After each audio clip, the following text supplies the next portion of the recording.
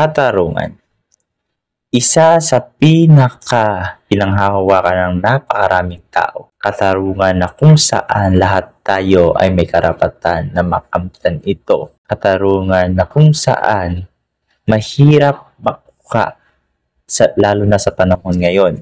May mga nasasangkot, biktima man o akusado. May mga katarungan din o hostisya na hindi nakakamtan dahil ang nakakabangga ay ang mga may kapangyarihan o may mga pera. Hindi rin madaling makuha ang hostisya lalo na kung ang mga nasasangkot ay may koneksyon sa kataas-taasang hukuman o may mga backer sila. Kaya ang tanong, paano pa kaya makakamtan ng bawat tao ang tamang hustisya nang hindi dinadaan sa mga shortcutan? Ano kaya ang mangyayari kung palagi na lang natin isinasantabi tamang hustisya? May pag-asa pa bang makamtan ito ng nakararami? May pera man o wala? At bakit lagi na lang kabiguan ang nakakamtan kaysa ang katarungan? Iyan ang ating aalamin. May magandang umaga, tanghali, hapon, gabi sa ating lahat, mga fearless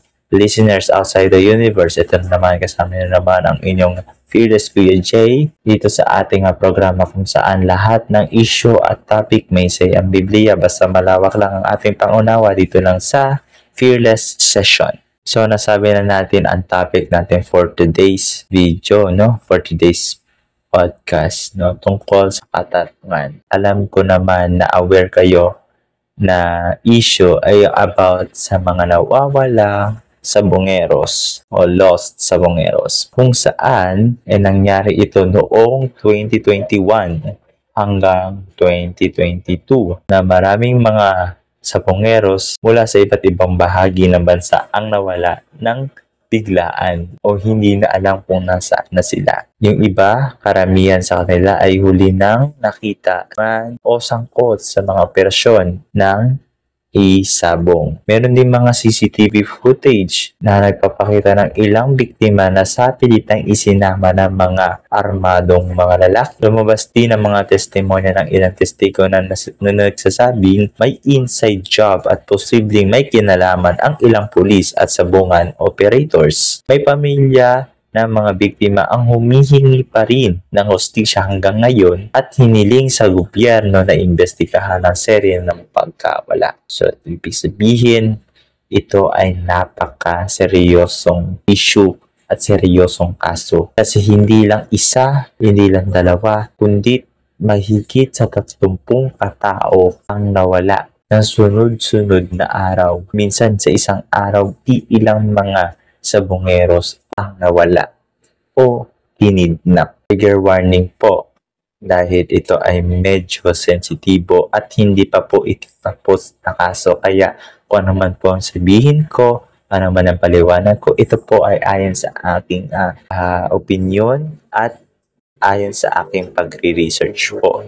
Dahil tayo nagbibigay lamang paalala at nagbibigay lamang po tayo ng mga kaalaman about dito sa topic na ito na medyo sensitive, kaya trigger alert po ulit. Kaya sa mga tao na hindi na o ayaw po na mapakinggan ito, pwede po ninyong i-skip itong ating podcast at makinig po sa iba. Antayin na lang po natin ang latest na updates about. And speaking of latest update po, nito lamang July 10, Webes, may mga natagpuan daw na isang sakong puting sako na may laman di umano ng mga katawan o buto ng mga sinasabing katawan daw sa mga biktimang sabongeros. Pero ayon sa mga pulisya, hanggang ngayon daw ay ine-examine pa rin kung ito na ba talaga yung mga katawan ng mga nawawalang sabongeros. Isa pa sa mga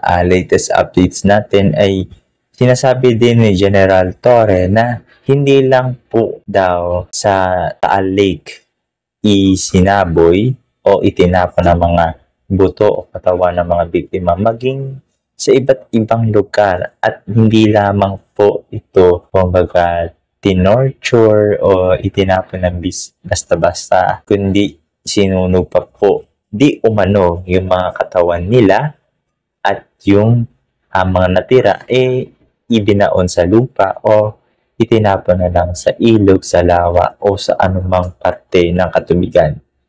And then may latest din po tayo na itong si whistleblower po ay isinangkot ang pangalan ng mga malalaking personalidad katulad na lang po ni Charlie Atong Ang, kung saan siya po ay ang gaming consultant at head operator ng e-sabong at ng sabungan sa Manila Arena, na siya rin ng pagmamay-ari na isinangkot ni alias Totoy noon na siya daw po ang pinaka-mastermind di umano dito sa krimen na ito, na pinabulaanan naman po ni Charlie Atong Ang. At isinangkot din dito, dinamay din ang pangalan ni Miss Gretchen Barreto, kung saan siya din daw po ang investor dito sa klase ng sugal na ito. Now, which is itinanggi rin naman po ni Miss Gretchen ang paratang sa kanya ni whistleblower Totoy.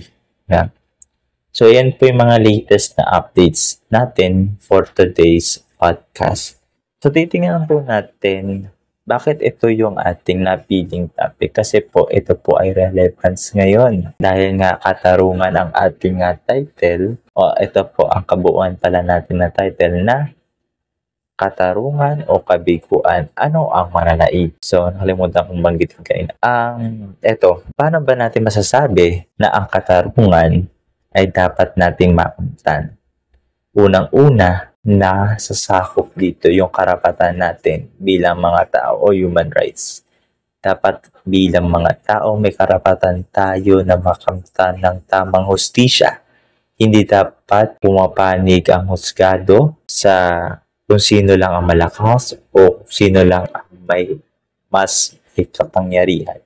Dapat tinitingnan natin ng balanse ang hustisya, pinapakinggan ang akusado at pinapakinggan din ang biktima. At dito, sa kaso na ito ng mga Los Sabongeros, hindi pa rin malinaw kung may pinapanigan ba ang husgado, dahil ang parehong kampo ng whistleblower at even yung mga inaakusado ay parehong itinatanggi na sila daw ay sangkot doon sa krimen na iyon. Pareha silang mga magagaan pa yung mga ebidensya na magpapatunay na hindi sila sangkot. Though may mga sari-sarili na silang affidavit na ipinasa, tingnan pa rin ito sa mga susunod na araw kung may lalabas pa bang mga testigo, may mga magpapakita pa ba ng mga matibay na ebidensya na magpapatunay na sila ay sangkot o hindi sila sangkot. Karapatan ng tao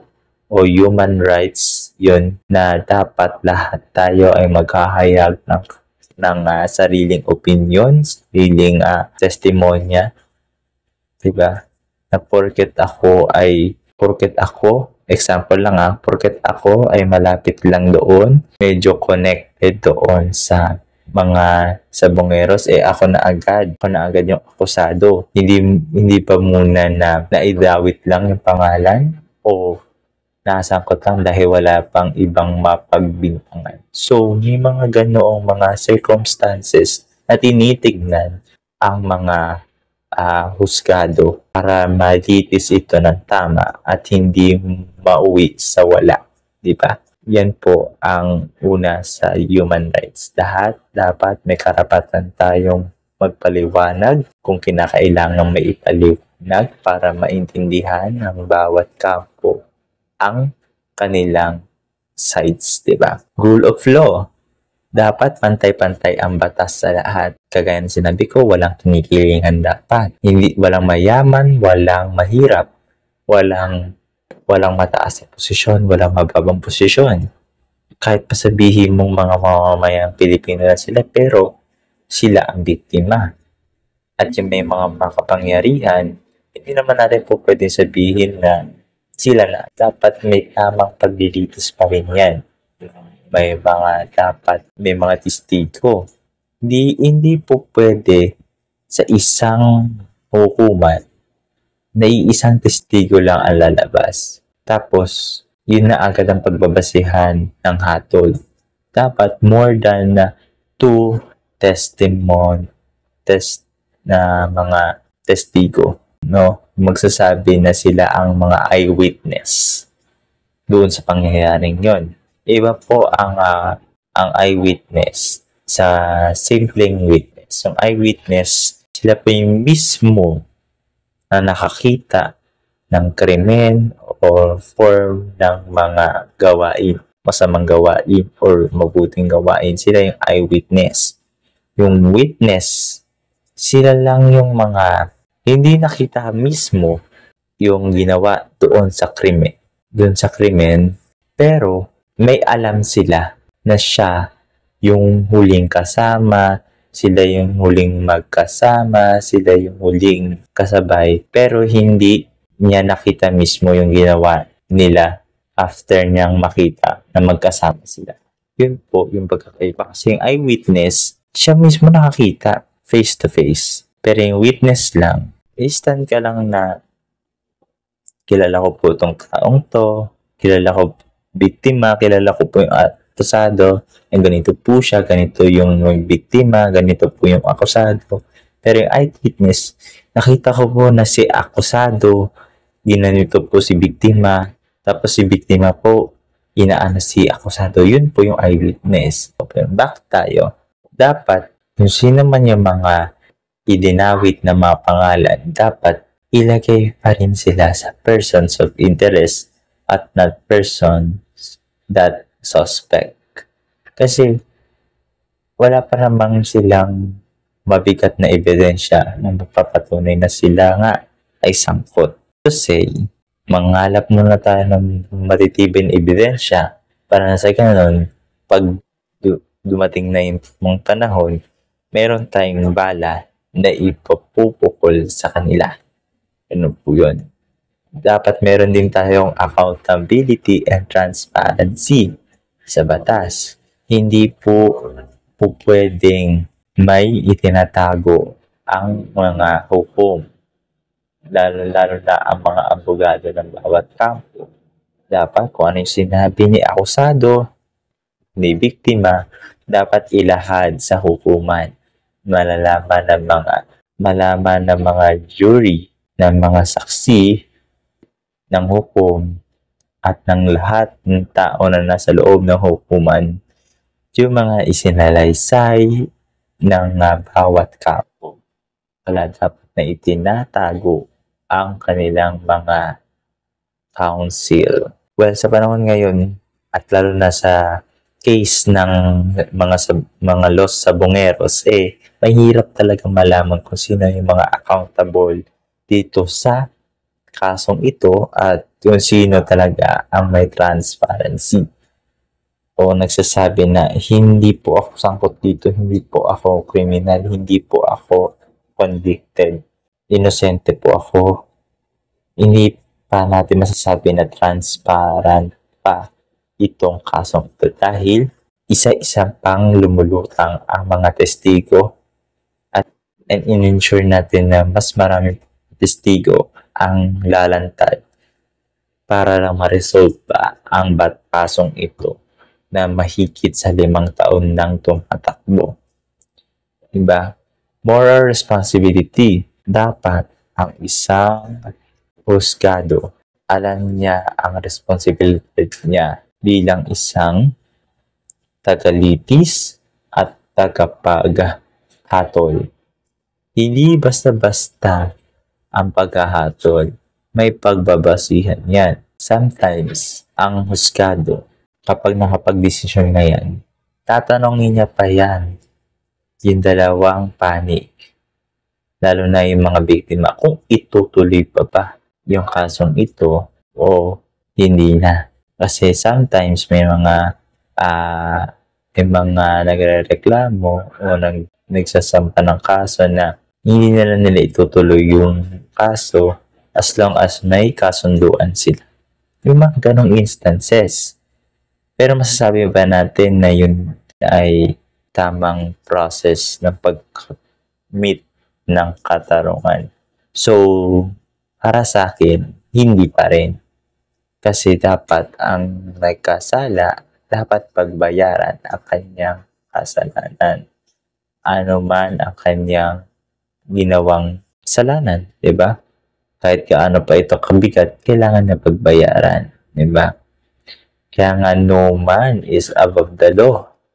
Lahat tayo ay mayroong responsibilidad harapin at pagdusahan ang nagawang krimen o kasalanan. Lalo na kung nakasalalay dito ang buhay ng bawat tao. At sa case naman ng mga Los Bungeros, ito ay talaga namang responsibilidad ito, lalo na mga hawak na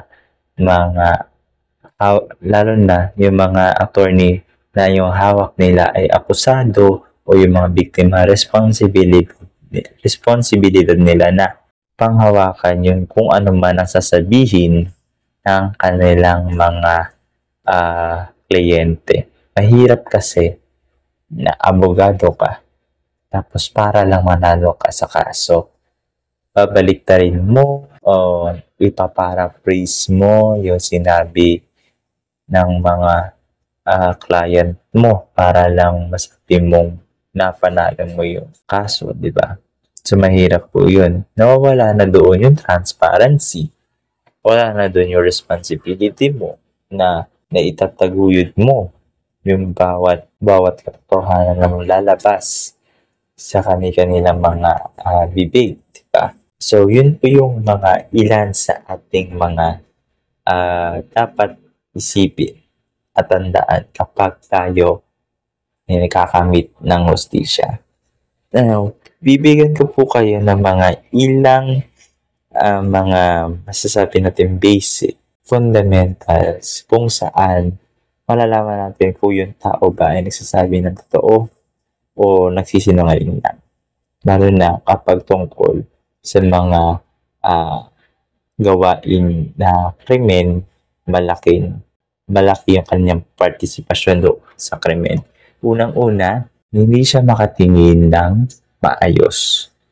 Hindi siya makatingin diretso. Fundamentals po. But pag sinabing fundamentals, pinaka nakikita talaga sa mga tao yung hindi nga makatingin diretso, tapos nauutal magsalita, tapos minsan pinagpapawisan, kung saan-saan, gumagalaw yung kamay, yung paa hindi makapirmi, may mannerism siya na dati hindi naman niya ginagawa.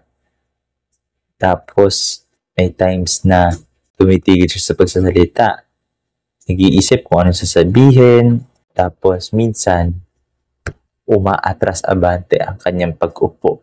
Ibig sabihin, malikot siya. Short, hindi siya mapakali dahil kinakain na siya ng kanyang konsensya. Ibig sabihin yan, lahat tayo may konsensya, lahat tayo ay mayroong kamalayan sa isang bagay. Kahit pa sabihin mo na hindi ko naman sinasadya yung krimen na yan, pero may konsensya ka.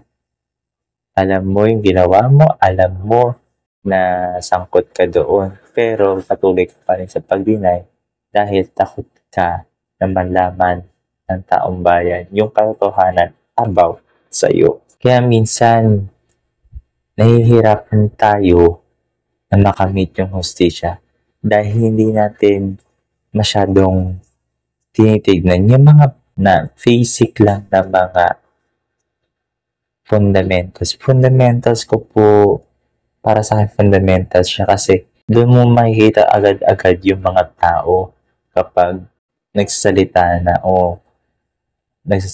ng katotohanan o ng kasinungalingan. Yun po yun. Yun yung para sa akin po, ha? Dadako na tayo sa ating mga principles.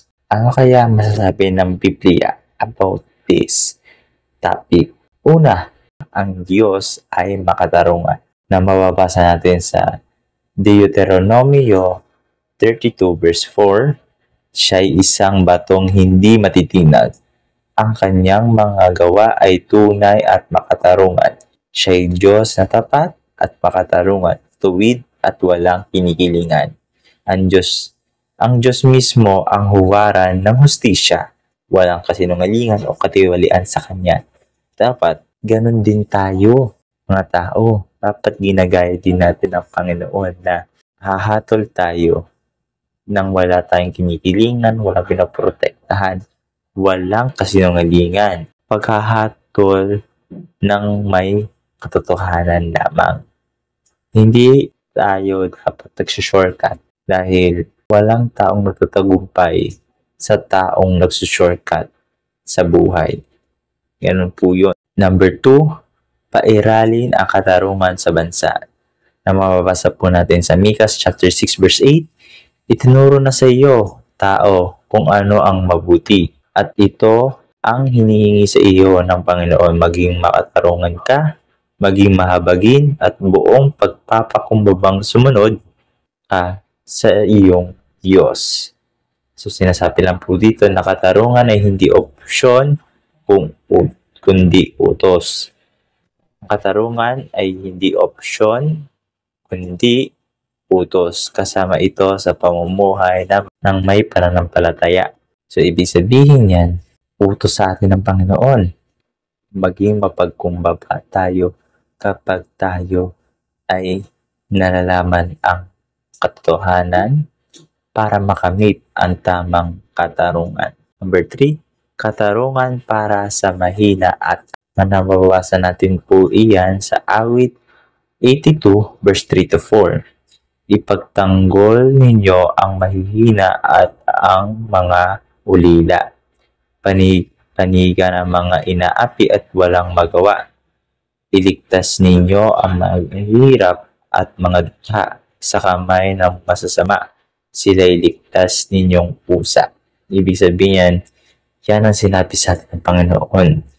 When may tungkulin ang bawat isa, lalo na ang may kapangyarihan na ipaglaban ang mga biktima ng pang-aapi. Ibig sabihin yan, no matter what happens, kung tayo man ay binabayaran, sinusuhulan ng mga taong may kapangyarihan, hindi dapat tayo nagpapasilaw sa kanila.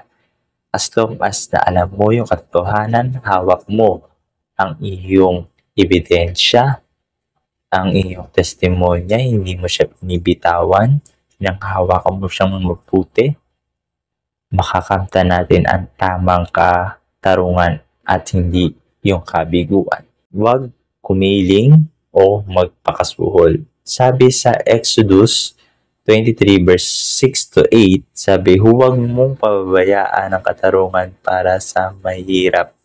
Huwag kang magbibintang ng walang batayan. Huwag kang papatay ng taong walang sala. Huwag kang tatanggap ng suhol sapagkat binubulag niyan ang mata ng matuwid at binabaluktot ang katuwiran. Ibig sabihin yan, huwag kang tanggap ng kahit na anong regalo na mula sa mga taong alam mo naman na guilty sila dahil binubulag lang tayo niyan. Ibig sabihin yan, nilalayo tayo sa katotohanan, nilalapit tayo doon sa kabalukturan.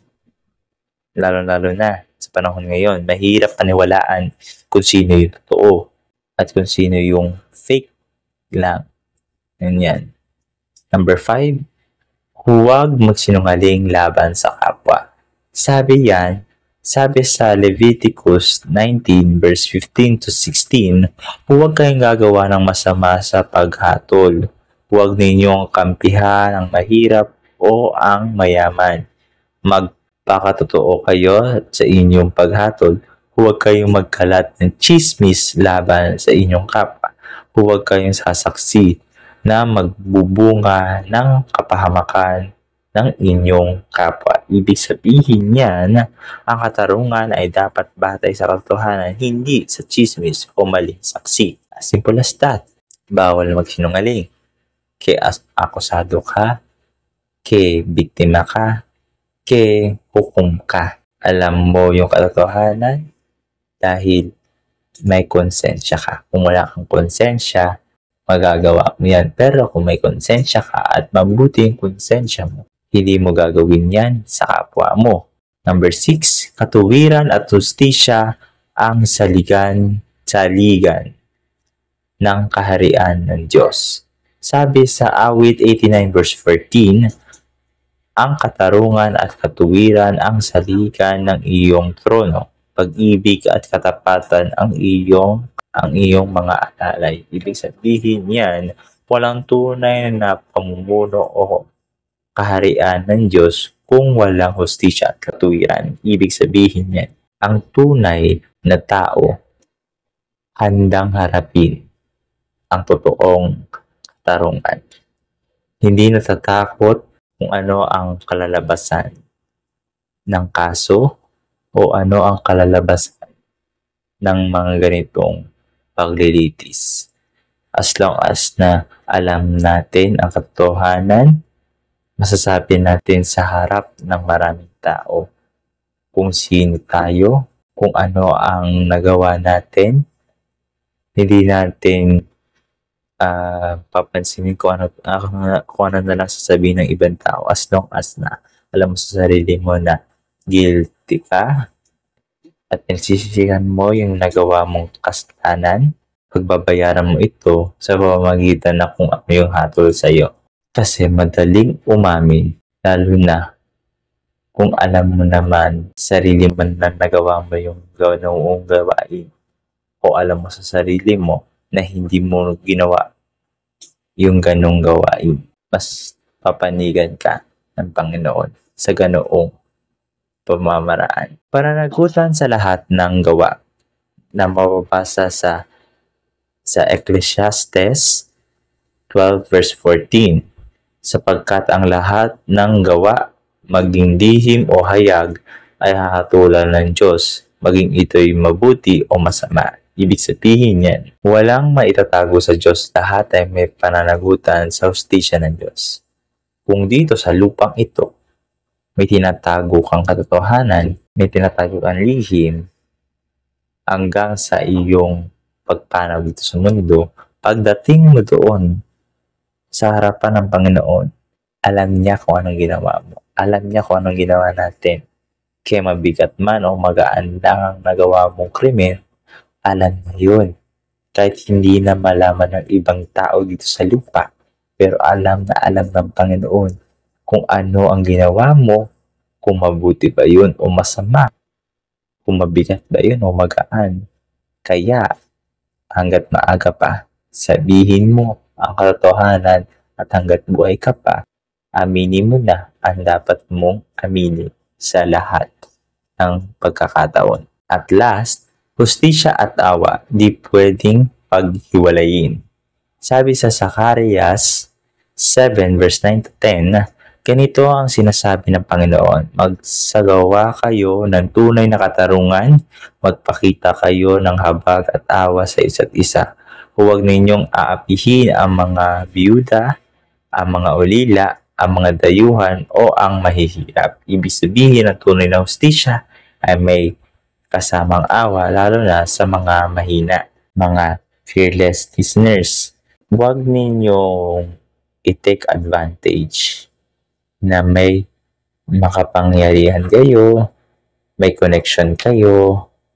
Huwag niyong dahilan na may mga pera kayo at nananalo kayo sa kaso, biktima kayo o akusado. Titimbangin pa rin dito kung totoo ba ang sinabi mo, ang nilahad mo sa hukuman, o pabida ka lang, o para lang makakuha ng simpatsya sa ibang tao. Hindi nga lang sa hukuman, even sa social media, kumukuha minsan tayo ng simpatya para paniwalaan tayo na yun yung katotohanan. Minsan kasi tayo magaling, lalo na sa panahon ngayon, magaling nang mag-invento ng kwento, magaling nang mag-invento ng mga salay-sayin para lang lumihis yung ibang tao sa kung sino ka ba talaga, kung ano ba talaga yung ginawa mo. Actually, ito, yung katarungan, hindi lang ito about sa batas Hindi lang ito about sa mga nawawalang sa bungero, sa mga kaso, sa etc. etc. Ito ay katarungan din sa sarili natin. No? May tama bang hustisya sa sarili natin? Tama ba yung mga paghatol natin doon sa katotohanan na sinasabi natin, binibitawan nating salita?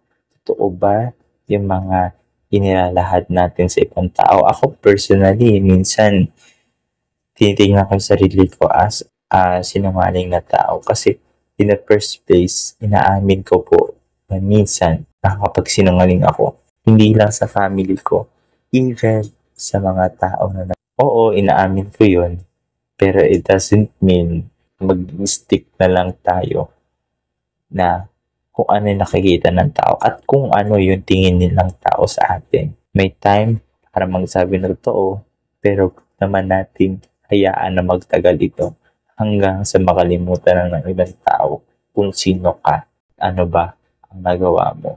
As long as na maaga, pero give it a time to say what you want to say to us kasi mahirap magsabi ng totoo nang hindi ka ready, nang wala kang lakas na loob.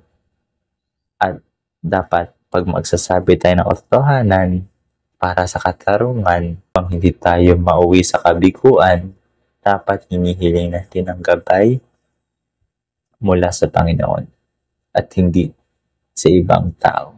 Kasi once na humarap tayo sa mga hamon na ganito, iisipin natin na isa lang itong challenge sa atin ng Panginoon, magsabi ng katotohanan.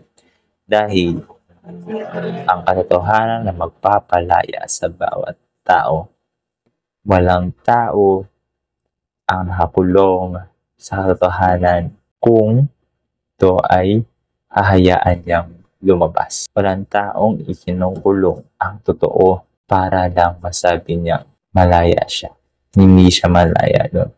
Dahil ang taong nagtatago, patuloy pa rin akulong, makubli sa kasinungalingan. And there you have it, mga fearless listeners outside the universe, na lahat tayo ay may natutunan sa topic na ito. At kung nais ninyo mapakinggan muli itong ating topic na ito, nais ko sa inyo na bisitahin ang aking Facebook page. Yan, hanapin nyo lang ang J. Edemonte. Ayan, hanapin nyo lang yan sa kung saan Facebook, TikTok, at nakapaskil naman yan sa aking Facebook wall. Ayan. So muli, ako ang inyong fearless Kuya J, kung saan lagi nagpapaalala sa inyo na walang problema ang hindi na nasusolusyonan basta kasama lang natin si Jesus Christ. Thank you, and God bless us all.